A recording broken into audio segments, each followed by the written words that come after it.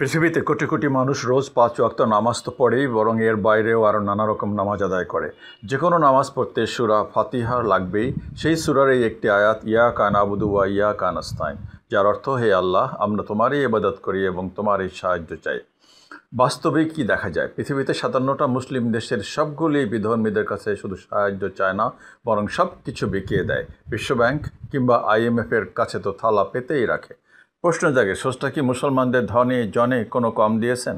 গলা ফাটিয়ে ওয়াজ করা হয় অতি সাধারণ সাজ সরঞ্জাম নিয়ে ৩১৩ জন মক্কার ১,০০০ সুসজ্জিত বাহিনী, কিংবা মাত্র ৩,০০০ মুসলিম সেনা ১,০০,০০০ সুসজ্জিত রোমান বাহিনীকে মোকাবেলা করেছিল। তখন মুসলিম বাহিনীগুলি কার কাছে সাহায্য চেয়েছিল? কি বলে ইতিহাস? পৃথিবীর রাজনীতিতে আছে মুসলমানদের কোনো ভয়েস, ভূমিকা? Gaza, Palestine, Lebanon, Iraq, Libya, Yemen, Somalia, Iran, Afghanistan, Syria, মিশর ও পাকিস্তানে কি ঘটছে? বাংলাদেশের ১৮ কোটি নিবেদিত প্রাণ মুসলমান বা পরিস্থিতি কেমন এই সমাজের?